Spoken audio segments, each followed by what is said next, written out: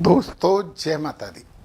शनि महाराज की मकर राशि, उत्तराषाढ़ा, श्रवण और धनिष्ठा नक्षत्र कैसा रहेगा जुलाई 2026 और कैसे अच्छा बना लें हम इस माह को, इस पर चर्चा करेंगे 3 भागों में। संक्षिप्त माह फल, इसके बाद ग्रह गोचर सिद्धांत और पंच तत्व सिद्धांत, और सबसे लास्ट में हम नक्षत्रों के द्वारा उपाय समझेंगे जिससे कि ये माह हमारा बहुत अच्छा हो सके। कार्य स्थल पर अनुशासन और धैर्य सफलता दिलवाएगा। वरिष्ठ अधिकारियों का सहयोग प्राप्त होगा ही होगा। धन की स्थिति स्थिर रहने वाली है, परंतु दीर्घकालिक निवेश इन्वेस्टमेंट लाभकारी हो सकते हैं। परिवार में जिम्मेदारियां बढ़ेंगी, लेकिन सहयोग भी मिलेगा। हड्डियों संबंधित कुछ बीमारियां हो सकती हैं, इस पे ध्यान दें और निरंतर प्रयास करते रहें तो शिक्षा के क्षेत्र में भी सफलता प्राप्त होगी। चलिए ग्रह गोचर और पंच तत्व की बात करें। हम सबसे पहले राहु से ही बात करना शुरू कर देते हैं। दूसरे भाव में राहु बैठा है, वाणी के भाव में राहु है, अपने मित्र शनि की राशि में बैठा है। और एक महत्वपूर्ण बात यह कि वायु तत्व है ये राहु, और वायु भी कौन सा, तेज चलने वाली वायु, और बैठा है ये कुंभ राशि में, ये भी वायु तत्व है परंतु स्थिर वायु। तो अपोजिट नेचर तो हो गए। बस एक इम्पोर्टेंट, ये जो वायु का प्रभाव आपकी वाणी पे नहीं दिखे। यहाँ जब राहु बैठते हैं, जितना अच्छा बोलोगे, जितना शुभ बोलोगे, उतना आपको लाभ होगा, और जो भी गड़बड़ बोलोगे, जितना भी ऐसा बोलोगे जो गलत है, तो आपको नुकसान होगा। ये बात समझ लीजिए, मान लीजिए। दूसरा घर जो है वो पृथ्वी तत्व का घर है, और पृथ्वी तत्व में स्थिरता के लिए काम किया जा सकता है, तो परिवार से संबंध अच्छे रखिए। शनि की बात बाद में करेंगे। 5वें घर में मंगल हैं, और मंगल महाराज अग्नि तत्व बैठे हैं अग्नि तत्व के घर में और पृथ्वी तत्व की राशि में। पृथ्वी तत्व मतलब दृढ़ता, स्थिरता, आधार। तो 5वें घर में यदि मंगल बैठे हैं तो यहाँ पे शिक्षा में व्यवधान उत्पन्न करते हैं, परंतु बैठे कहाँ हैं, बैठे हैं पृथ्वी तत्व में, तो आधार देंगे, इसलिए चिंता करने की जरूरत नहीं है। यदि आपके बच्चे हैं तो वो थोड़े से गुस्से में हो सकते, परंतु काम करेंगे दृढ़ता के लिए, कैरियर के लिए, ये अच्छी बात है। सूर्य महाराज 6ठे भाव में बैठे हैं और ये शत्रुनाशी बन रहे हैं, और सूर्य बैठे हैं किसमें, 3 में। ये वायु तत्व में बैठे हैं, अग्नि तत्व। तो अग्नि वायु को तो वायु अग्नि को तो भड़काएगी, परंतु ये है कि यहाँ पे ये शत्रुनाश करेंगे। थोड़ा सा स्वास्थ्य पे ध्यान देना, बाकी सूर्य यहाँ पे आपको ज़्यादा बुरा नहीं करने वाले। और 17 तारीख से ही सूर्य यहाँ आ जाएंगे 7वें घर में। गुरु पहले से बैठे, बुध शुक्र जब तक चले जाएंगे, इसलिए हम केवल गुरु की बात करें। गुरु अपनी उच्च राशि में बैठे और सूर्य अग्नि तत्व जल तत्व में बैठे, तो इमोशंस भी आपके काम करेंगे, एग्रेशन भी काम करेगा, लीडरशिप भी काम करेगा, और उसके साथ तड़का लग जाएगा ज्ञान का। तो आपका पार्टनर ज्ञानी होगा, परंतु दादागिरी भी करेगा, इमोशनल भी होगा, तो ये बात तो आप ध्यान रख लीजिए। चलिए अब हम यहाँ पे पहले बुध की बात कर लेते हैं। बुध यहाँ पे अच्छे हैं और शुभ ग्रहों के साथ बैठे हैं। 7 तारीख तक बुध यहाँ हैं। बुध आपके लिए अच्छा फल दे रहे हैं। पार्टनर बुद्धिमान है आपका, बुद्धिमत्ता की आप अपेक्षा कर सकते हो, उपेक्षा नहीं मिलेगी, ये बात आप मान लीजिए। अब बुध यहाँ पे आ जाएंगे 7 तारीख। बुध जब यहाँ पे आ जाएंगे तो देखिए जरा, गुप्त शत्रुओं पर थोड़ा सा ध्यान रखिए। और फिर बकरी हैं, सूर्य के साथ बैठेंगे तो 17 तक तो क्रूर हो जाएंगे, परंतु 17 के बाद जब ये 24 तक तो ये 17 तक क्रूर होंगे, सही बात बोली थी मैंने। फिर 24 से बुध मार्गी भी हो जाएंगे, तो 17 के बाद शुभ ग्रह हो गए और फिर 24 से मार्गी भी हो गए, तो ठीक है, कोई ज़्यादा समस्या में यहाँ पे नहीं है। शुक्र महाराज जो हैं वो 4 तारीख से ही यहाँ से निकल के सिंह में आ जाएंगे। 4 तारीख तक आपको लग्जीरियस बना रहे हैं, थोड़ा सा खर्चा मर्चा भी करवा रहे हैं, परंतु अपने आप को देख के आप प्रसन्न होने वाले हो 4 तारीख तक। और 4 के बाद जब शुक्र यहाँ आ जाएंगे तो खर्चा करवाने वाले हैं, परंतु धन भी देंगे, क्योंकि ये दृष्टि डाल रहे हैं धन वाले भाव पे।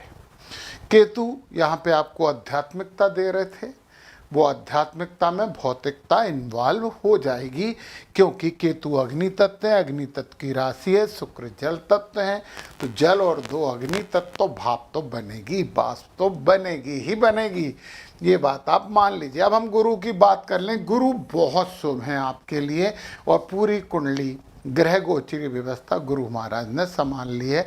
उच्च के सप्तम भाव में गुरु होने का मतलब है पार्टनर अच्छा, व्यवसाय अच्छे, है ना। और 1 2 3 4 5 भी दृष्टि डाल रहे हैं किस पे, इच्छा पूर्ति के भाव पे, तो ये भी बहुत अच्छा लगन पे दृष्टि डाल के आपके व्यक्तित्व में एक गंभीरता लेके आ रहे हैं।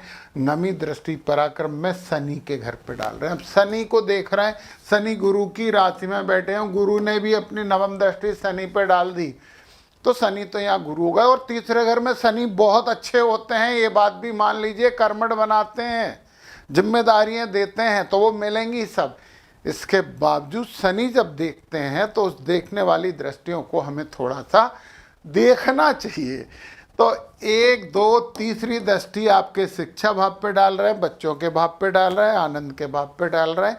आनंद में लिमिटेशन लगा के काम करेंगे। बच्चे थोड़े से आपको लग सकते हैं एग्रेशन और थोड़े से ऐसे हो रहे हैं, परंतु सावधानी बरतिए, बच्चों पे ध्यान दीजिए और कुछ शिक्षा की कोशिश करिए, कुछ नॉलेज लेने की, तो अच्छे हैं। फिर यहाँ से 7वीं दृष्टि भाग्य पे डाल रहे हैं। भाग्य में मंदिर जाते रहिए, गुरुओं का आशीर्वाद ले लीजिए, धार्मिक यात्राएं करिए, शनि की दृष्टि ठीक हो जाएगी। फिर 8 9 10वीं दृष्टि विदेश भाव पे, तो अध्यात्म में यदि आप हैं तो बहुत फायदा होगा। विदेशों से जुड़े हैं तो शनि की दृष्टि में सावधानी से कार्य करोगे, ईमानदारी से काम करोगे तो कोई समस्या नहीं है। ये तो सब बातें हो गई हमारी ग्रह गोचरीय व्यवस्था की। अब हम बात कर लेते हैं नक्षत्रों के उपायों की, क्योंकि कोई भी ग्रह किसी भी नक्षत्र में बैठा है तो वो नक्षत्र आपके लिए शुभ है, तो ग्रह कहीं भी बैठा है शुभ है, और नक्षत्र शुभ है तो ग्रह कहीं भी बैठा है वो अशुभ है। नक्षत्रों के बारे में पूरा जानना है तो नीचे डिस्क्रिप्शन में मेरे ऐप की लिंक है, उसमें एक फाइनेंस एस्ट्रोलॉजी नाम का कोर्स है। वो फाइनेंस तो है, परंतु उसके साथ साथ नवतारा चक्र, सर्वतोभद्र चक्र और बहुत से चक्र मैंने उसमें समझाए हैं। वो लाइव क्लासेस हैं जो रिकॉर्डेड हैं। चलिए, तो सबसे पहले हम बात कर लेते हैं उत्तराषाढ़ा नक्षत्र की। सूर्य महाराज का नक्षत्र है उत्तराषाढ़ा नक्षत्र, विजय का नक्षत्र होता है। सूर्य यहाँ पे जो हैं वो जब पुनर्वसु में आ रहे हैं तो अशुभ हो रहे हैं। ये नक्षत्र आपके लिए प्रत्यरी है, तो 6 से 20 तक आपको जाप करना चाहिए ओम आदित्य नमः का। आदित्य नमः का जाप करें, ठीक हो जाएंगे सूर्य। फिर मंगल की यदि बात करें तो मंगल महाराज मृगशिरा में हैं तो विपत आ रहे हैं। 24 के बाद मंगल, 24 तक मंगल आपके पक्ष में है तो आपको करना चाहिए ओम सोमाय नमः। ओम सोमाय नमः का जाप करें 24 तारीख से। गुरु पुक नक्षत्र में बैठे हैं, ये साधक नक्षत्र है आपके लिए। राहु छैम नक्षत्र यानी सदविशा में बैठे हैं। केतु मगा यानी मित्र नक्षत्र में बैठे, परंतु शनि का रेवती नक्षत्र आपके लिए वध नक्षत्र हो गया है, तो आपको पूरे माह ओम पूखणे नमः का जाप करना चाहिए। चलिए जी, ये तो हो गए उत्तराषाढ़ा वाली बात, और अब हम बात कर लेते हैं श्रवण नक्षत्र की। श्रवण नक्षत्र बहुत सिंसियर नक्षत्र। श्रवण नक्षत्र के लिए सूर्य आद्रा में विपत है, फिर पुख में प्रत्यरी है। मतलब 6 तक आपको करना है ओम रुद्राय नमः। 6 से 20 सूर आपके लिए शुभ है। 20 के बाद आपको करना है ओम बृहस्पते नमः, क्योंकि पुख नक्षत्र के देवता जो है ना वो बृहस्पति हैं, तो गुरु को पूजो 20 तारीख के बाद। मंगल महाराज आपके लिए पूरे माह शुभ नक्षत्र में कृतिका, रोहिणी और मृगशिरा तीनों नक्षत्र आपके लिए शुभ हैं। गुरु का जो नक्षत्र है वो विपत हो गया है, तो ओम बृहस्पति नमः की पूरे महीने जाप करना पड़ेगा। शनि महाराज रेवती में साधक बन के बैठे हैं, अच्छी बात है, परंतु राहु सदविषा में विपत हो गए हैं, तो यहाँ पे आपको जाप करना पड़ेगा ओम वरुणाय नमः। ओम वरुणाय नमः का आप जाप करिए। केतु जो मघा नक्षत्र में बैठे हैं, और ये नक्षत्र तो वध नक्षत्र है, बहुत ज़रूरी है कि पूरे माह आपको जाप करना चाहिए, वो है ओम पितृभ्यो नमः। इसके देवता पितृ होते हैं मघा नक्षत्र के, इसलिए हमें पितरों को मनाते रहना पड़ेगा, और ये माह हमारे लिए अच्छा हो जाएगा। चलिए अब हम बात करते हैं धनिष्ठा नक्षत्र की। धनिष्ठा नक्षत्र तीसरा नक्षत्र है, उसके लिए देखते हैं अपन ग्रहों को शुभ करने के लिए नक्षत्रों के उपाय, तो बहुत ही अच्छी बात है। तो सूर्य महाराज की बात करें तो पुनर्वसु में है 6 से 20 तक, तो यहाँ विपत है, बाकी आद्रा में भी शुभ हैं और पुष्य में भी शुभ हैं। तो ओम पुनर्वसु के लिए आप क्या करेंगे, ओम आदित्य, इसकी देवता अग्नि होती है, अदिति माता होती है, आदित्य नमः, अग्नि नहीं अदिति माता होती है। फिर मंगल की बात करें तो मंगल शुभ बैठे हुए हैं पूरे समय। गुरु पुख नक्षत्र में 6 में आपको हील कर रहे हैं। शनि इसमें प्रतरी होगा रेवती में, तो पूरे माह आपको जाप करना पड़ेगा ओम पूखणे नमः का, करना ही पड़ेगा। राहु सदविषा में बैठे हैं, संपत नक्षत्र धन देने के लिए बैठे हैं, और केतु मघा में साधक नक्षत्र हैं, ये बहुत अच्छा है आपके लिए। तो एक बहुत अच्छा माह गुजारिए। ये जो मैंने उपाय बताए नक्षत्रों के, इन्हें जरूर करिए, शुभता प्राप्त होगी। जय माता दी।